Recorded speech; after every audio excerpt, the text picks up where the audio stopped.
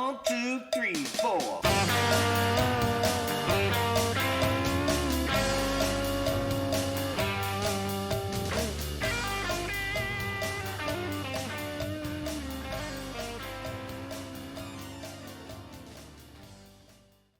Alright, take like 4 on this intro because I keep going on tangents. Number 1, we have music now. That is actually supplied by my really good friend, Craig Kendall. He's basically my sponsor. He has given so much to my writing career. I don't know if you guys know, I work a job on top of it. It's a full-time job on top of this. It is just over minimum wage. I don't have a lot of money to throw at this like most independent authors. So when something comes along, like we have an event coming up where I need to order in like 40 or 50 copies of the books just to have inventory for this event, and he's like, hey, I got you.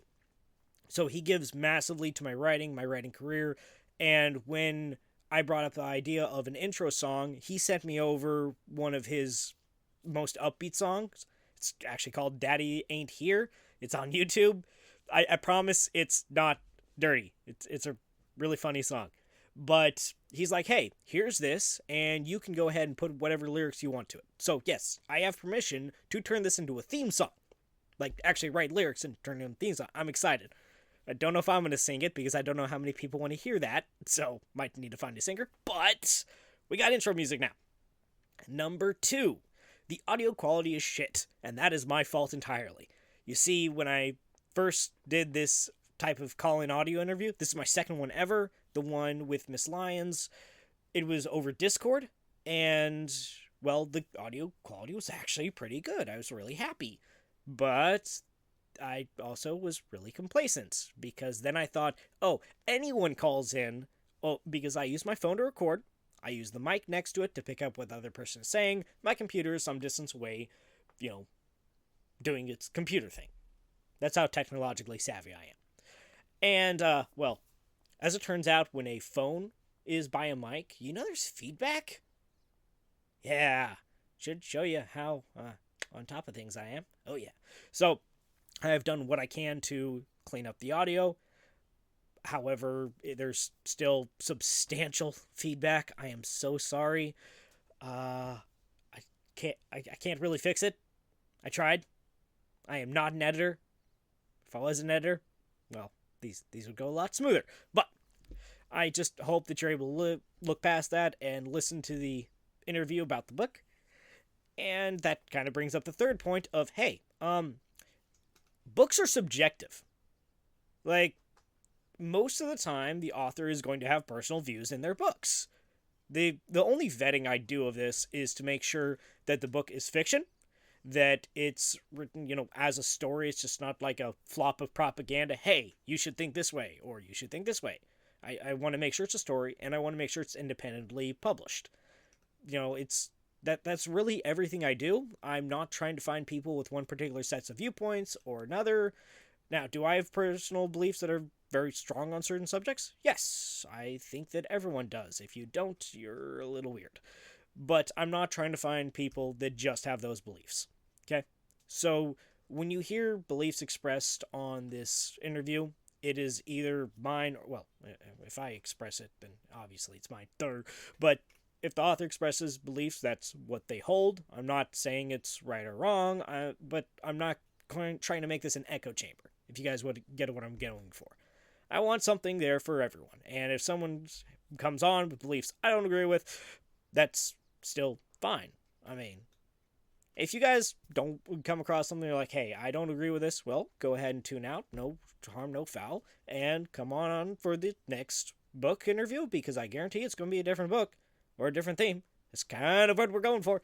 But that's basically it. Just technological jargon or legal jargon. Hey, beliefs are held by the individual. Not necessarily what my entire channel is going for, but just sit back, enjoy, and yeah, maybe you come across something different, maybe you don't. Yeah. I've gone on about 4 minutes. I'll get you guys the interview now. I don't know when to shut up. Enjoy. Alright, everybody, welcome back to the second episode of Behind the Pen.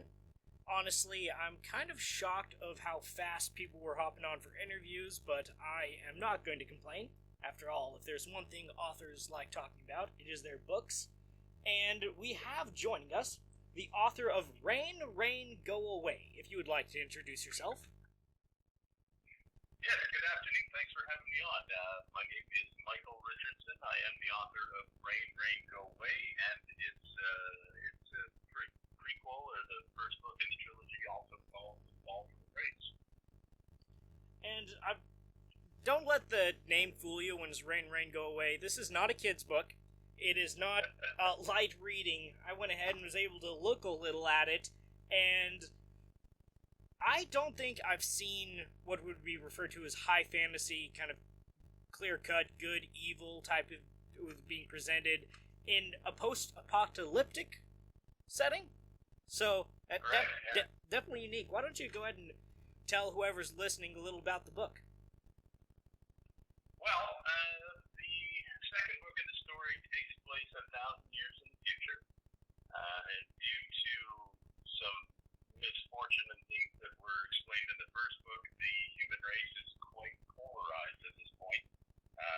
Some people who follow the teachings of one of the religious leaders is that they're strictly good, incapable of even having immoral thoughts or using foul languages. In some cases, it causes for them to either grow faint and possibly pass out or be physically ill, or worst case scenario, they will mutate their genetic code and become what is commonly referred to in the book as one of the savages. They're the race that follow the evil, if you will, and they are more or less only evil, just raw, animalistic, do as you please and follow orders kind of thing, all wrapped into one. They roam around in packs and hunt down the good people, so the human race, if you will, has to sequester itself inside of giant walled cities and rely on their technology to survive. So you've really taken the good-evil polarization and thrown it in the future, and that's... Honestly, I have to say that is pretty unique. I haven't heard of that before. So, without giving away a lot of the spoilers, just kind of who's the main character, where they come from, their motivations, what they're trying to do. Well, the main character is an individual named Christian. He is, without giving too much away, he is a deity trapped on Earth. He was supposed to come down for a visit, if you will. His immortal life is very devoid of any emotions, any feelings. They're very logical, and they just perform tasks like they govern the gravity of the planet, or they oversee the development of new stars, whatever the case may be, whatever their assignment is. So coming down to Earth in human form gave them kind of a break and allowed them to experience life in its raw nature, and this one, the Guardian, takes to enjoying that, and ends up accidentally spawning the human race. Oh! And then it's ordered, and you don't find this out for some time, but he is called the Guardian because he refuses to destroy the human race that's ordered by others because they're afraid of them. So he's now trapped on Earth and is destined to be reincarnated until he can figure out how to get his power back and resume his position amongst the Kie, or the immortals that live in outer space. Well, I have to say, not wiping out the human race is a pretty good characteristic for a Guardian. I'd say that was pretty spot on. I approve of that choice. Now, we like him for that, yes. Yeah, definitely. So what ended up happening was Stu, in the beginning of the very first book, it takes place back in England, just at the onset of the Dark Ages, just after the collapse of the Roman Empire. Two warring factions meet on a field of battle right around the same time that the Guardian was supposed to ascend back to his position, and they, through combat, accidentally ended up being taken instead of the Guardian. So now there's two people learn how to become immortals, and they don't get it right, hence the polarization. The one faction was a group of Saxons who weren't very ethical, and they were just there to kill and rape and pillage, and the other one is he's a religious leader, and so therefore he has more morality when he descends and takes on his power. And then this ends up having a effect on the human race over time. So this entire split is just due to these two humans. That's actually kind of cool. Yeah, it was an accident, and it brings on a lot of different changes. So it kind of changes the path of the entire universe. And the only people that are able to help, there's a race of beings called the Magi. They are not quite human, but they've been selected by the Guardians who carry the book that will contain all of his knowledge and give it back to him, and then he can summon this power to ascend. But that all goes horribly wrong, obviously, because of infighting amongst the Magi.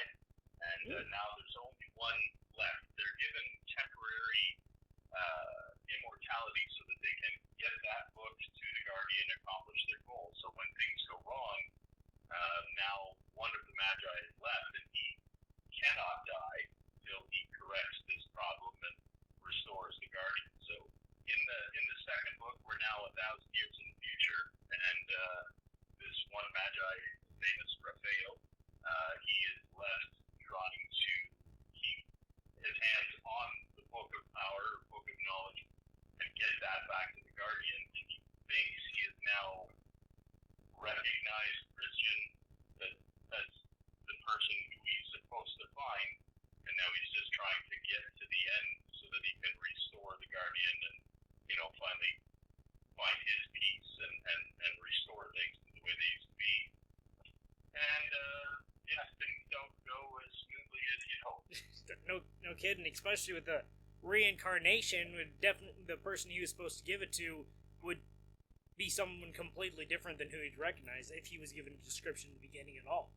So, right. Gotta say, a mortal quester with something like that is never something that doesn't bring at least some entertainment. That's always a fun thing to read about. Especially when you get the sense of, like, I just want this done. Love it. It's frustrating. They do get into a lot of action and adventure and whatnot, but I still keep trying to poke a little shot here and there and organized religion and just trying to encourage people to think a little bit for themselves as they go. That's never a bad thing to encourage. You're quite right. Yeah. I don't really necessarily want to condemn anybody's thought process or belief or what have you, but just kind of, there's been a lot of atrocities committed over the eons in the name of religion and God. Oh, yeah. And I just like to kind of, poke at that a little bit. And, again, maybe give somebody another option or another way to look at something that might bring them solace or peace if they ever need that kind of thing. Yeah, I mean, you're quite right. There has been quite a few instances over the years, to say the least, and encouraging someone to to expand their view, that's never a bad thing. And so, not bad, honestly. But that kind of brings up the question of what prompted you to write this book. What was your motivations or your inspiration? Growing up as a kid in school, when we studied the Crusades, for example, that was absolutely horrifying to hear what happened. And, I was raised as a Catholic, and, it was preached in peace and understanding and love and whatnot, and then trying to understand how could something like that happen really kind of makes you think. So I've been kind of playing and being a writer since I was young. I went through a lot of health issues in my late teens, early 20s, where I was convalescing from surgery almost constantly. So I was reading a lot, I was watching a lot of TV, and then just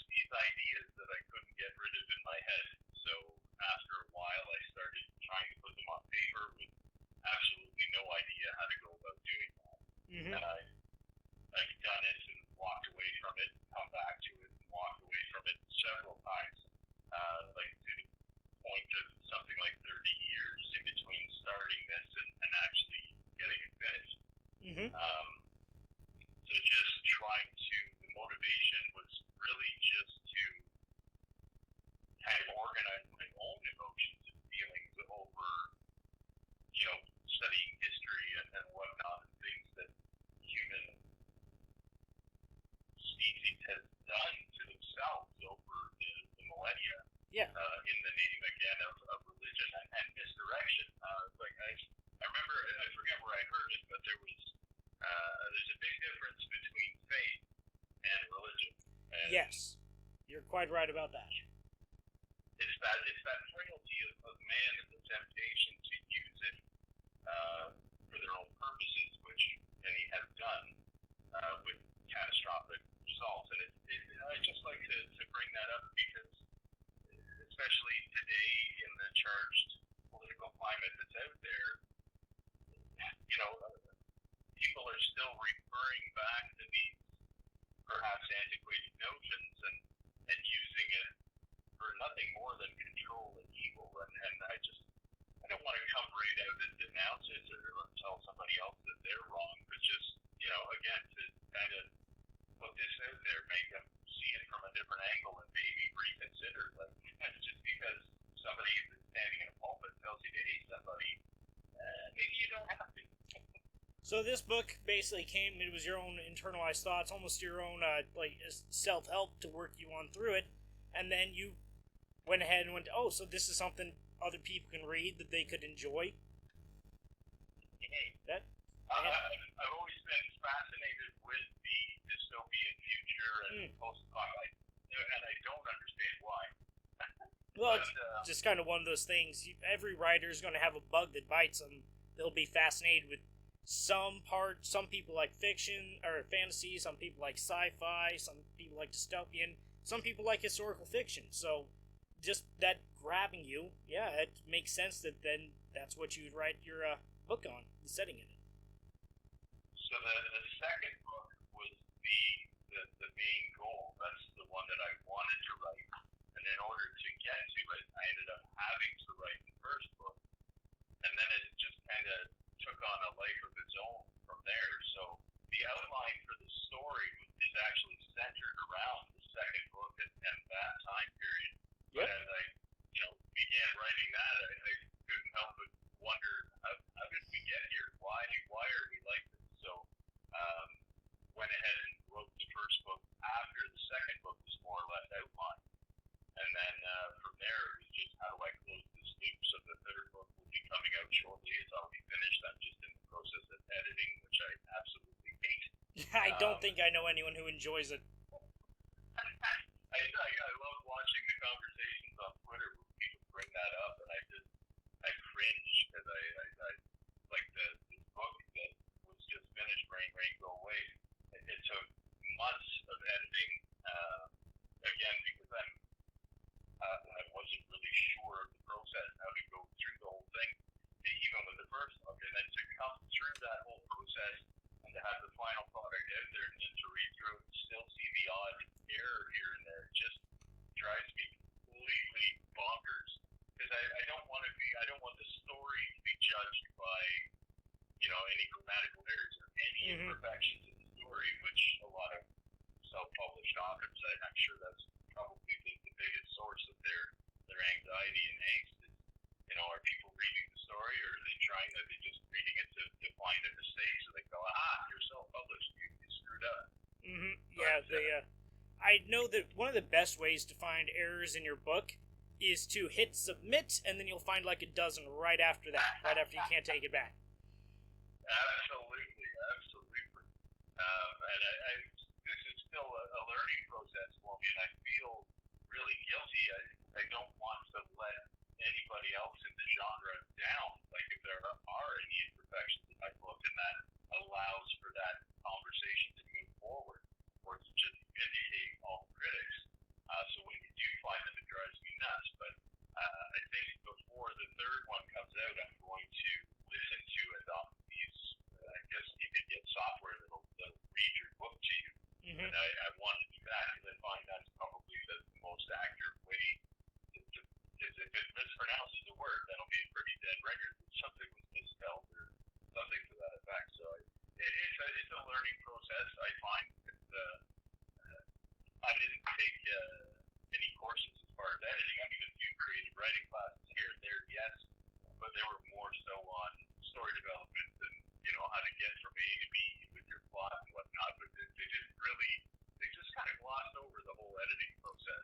Yeah. So this Mhm. it's a big learning process, but it's kind of the worst of it.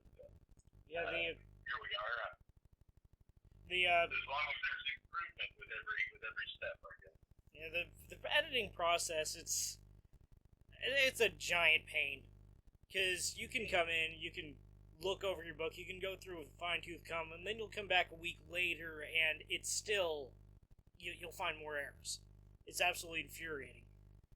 And and I don't know many indie authors that started out with degrees in writing or taking a bunch of courses beforehand, because typically those I find who do that are ones who've committed to being writers, and so they've always tried to learn everything they can about the submission process to traditional publishing companies, their editing, connecting. But as an indie author, you don't start out with that. It is, you got an idea, you're building the book around the idea, and then you get out there.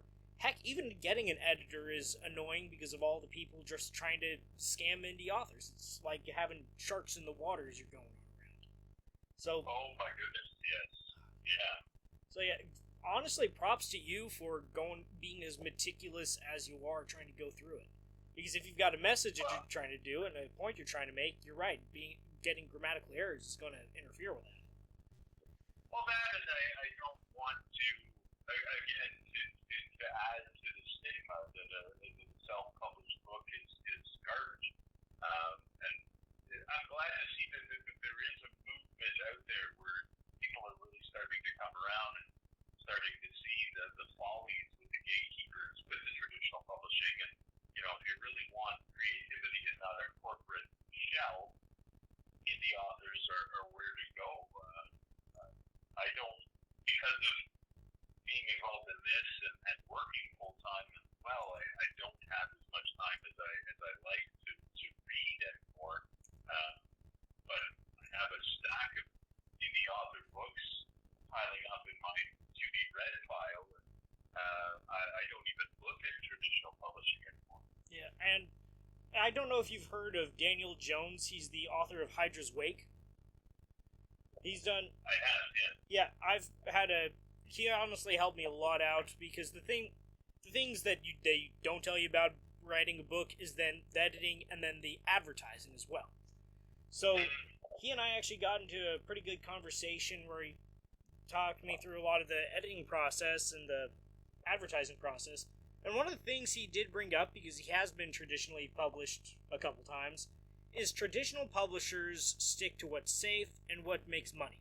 So you can go ahead and give them a document, like a book you put your heart and soul into, and they'll want you to change pretty much everything about it. And if you want to get paid, well, you have to change it. And so, you're right, there is a movement with the freedom of information that we live in nowadays, people are starting to be able to get their books out, they're being able to show these off, and it is gathering attention, because now you've got fresh ideas. You've got new ideas. Yeah. It's not just what makes money. Suddenly there's controversial books coming out. Books that maybe would never see the light of day and would sit on a publisher's desk for eons. Now we've got people coming forward going, hey, we can get a dozen people to read this and spread it by word of mouth, and then it'll pick up pace. So, yeah, which is awesome, because how many of these books, like you said, would never have seen the light of day, and then the world would be a much darker place for it, as far as I'm concerned. it absolutely would. One of the most tragic things is a book that never gets written, because that could be an amazing book right there. You could have something that would just knock the socks off one or two people. Maybe it's not widely seen, but one or two people read it and it becomes their favorite book ever. But if you never write it, then there's never that opportunity. You never take that chance. That's right. And that is the biggest step. I think they say, only 3% of people that set out to write a book actually finish it. Yeah. Which, if you think about how many published books there are out there, that's a pretty amazing number. But I'm glad that people are out there. I'm glad there's voices like this for indie authors to come in and talk about their work and their process and struggle, and to really put that out there and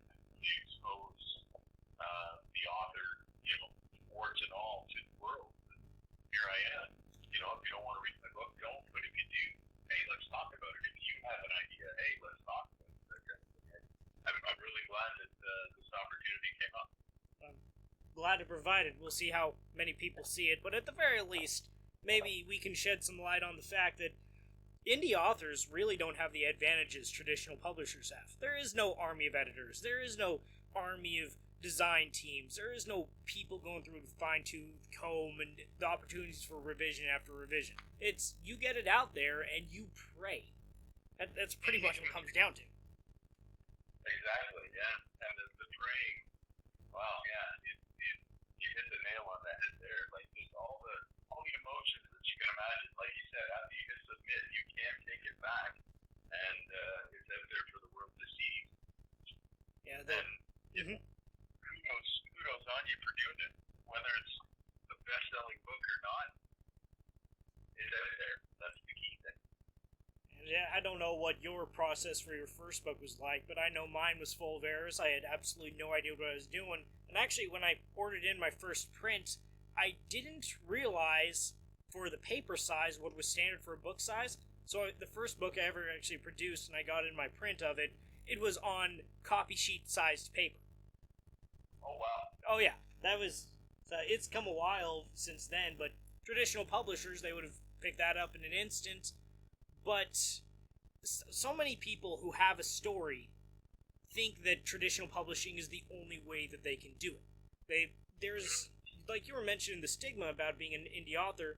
Not only is there the thought that it's got less quality than a traditional publisher, it's much harder to do, it costs more, which all those are technically true, but at the same time, being independently producing your own book, it can actually be cheaper than a lot of people think.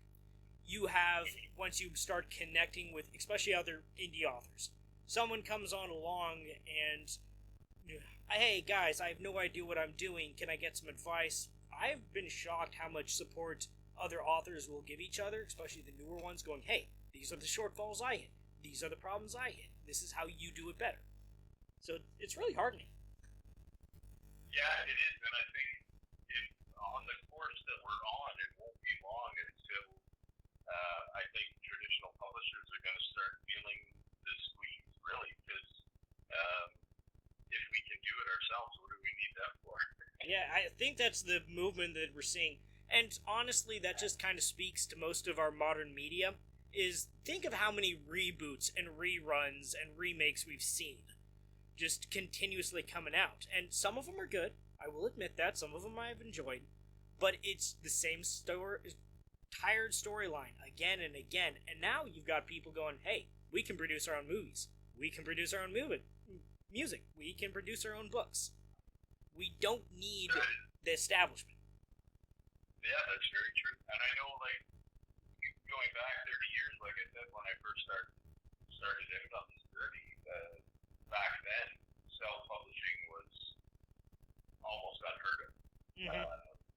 So I did try the traditional publishing route the first couple times, short story submissions, all this kind of stuff. Yeah. And just the difficulties that I had back then, after a few years of trying, that's what caused me to shelve it so much and walk away. And then now that 30 years later, you start hearing about these self-publishing opportunities. And that's what I thought. Like, I'm well into my 50s now, and I thought if I'm going to do this, that's probably my only other option. And at first I was a little apprehensive, but now I'm so happy that I did that, and then I never go back, to be honest. Yeah. It's things like coming out, the Amazon KDP is something I know that you've got. I'm actually looking at your book on Amazon now, and most, if not all, of the indie authors I know will go through that. Because, yeah, you don't really get a good cut of the money when it's all said and done, and you have to do all your own advertising, but at the same time, you can get the print pretty readily, you can get it out there, you can have somewhere you're selling your book, and, 30, 40 years ago, that was completely unheard of. You'd have to go to a publishing house, you'd have to get all the formatting, everything done, it was a huge pain in the neck. But now, hey, we got tools to do that for you. So, you're right, we're going to see and we're seeing right now, really upturn of the amount of unique stories coming on out. If you could go ahead and, someone who's just starting out their writing journey, if you could go ahead and give them a piece of advice, what would it be? Don't listen to your own self-doubt. Fear is the only thing you have to fear is fear itself. Truer words have never been spoken. But get it on paper. Then, if you don't think it's good enough when you read through it, rewrite it. Yeah. There's no such thing as a bad idea. There's just ideas that have been given up on too early. You hit the nail on the head there.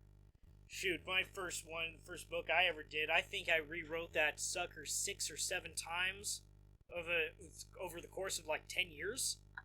So, yeah, the first draft is all... I can't speak today. The first draft is always going to be trash.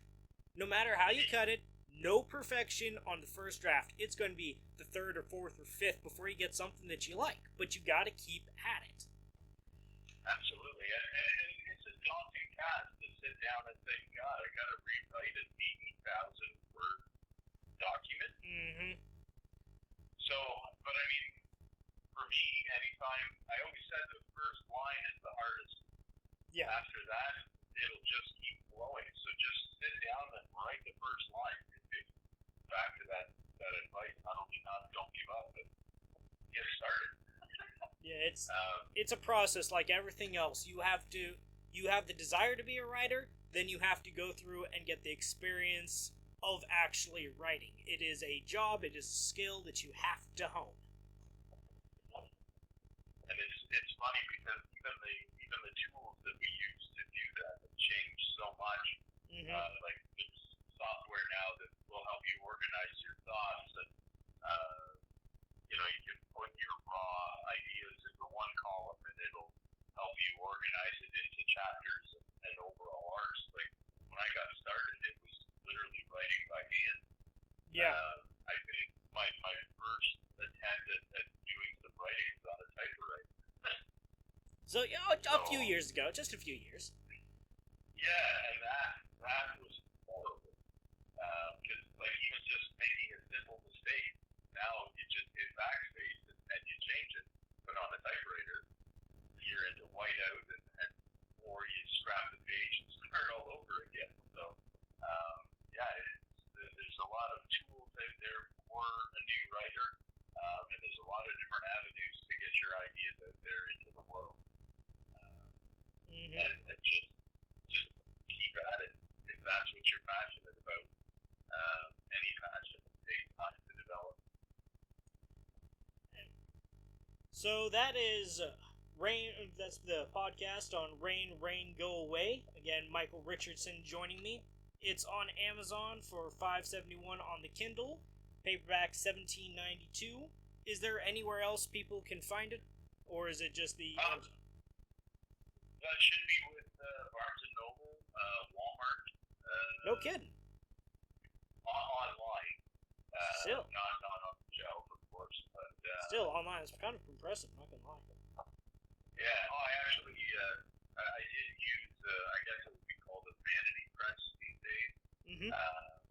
Just for the help with the distribution to try and get onto other sites and just to have kind of some help in the corner. Again, because it's not wanting to put in low quality stuff, I wanted to use a professional that could guide me through it, and I've been very happy with the publisher that I did use. And it should be available on just about any place where you would buy books online. That's awesome. That expanded distribution definitely helps, at least getting it out there. And when is the third of the trilogy? About when is it going to come out, do you think? My final rough draft is completed, so now I'm just going to be putting that to the editor. If everything goes to plan, I'm hoping by July the 4th next year. All right, so with everyone, go ahead and get the first 2 read so you can be ready for the third one coming on around. And that's actually a pretty good pace for writing a book. I mean, the first one, it may have taken a while, but you're talking about this one came out a few months back. You're going to be within not 8 or 9 months having the next one. That is That's pretty impressive. I'm hoping, and I'm working on audiobooks all by myself for those as well. So hopefully those will be out about the same time. All of them will be ready to go with that as well. Awesome. Well, again, thank you for joining me. And if people want to go ahead and follow this gentleman's page, it's Michael Richardson, indie author and introvert. Not nice on there. On Twitter, it's at Rafeo Niege. I horribly mispronounced that, so I'm just going to spell it out. Capital RAFEO, capital NIJS on Twitter X. So thank you very much for joining me on this. Oh, thank you for having me. It's been an absolute pleasure. Alright, and everybody, go ahead and keep your eyes out for the next episode.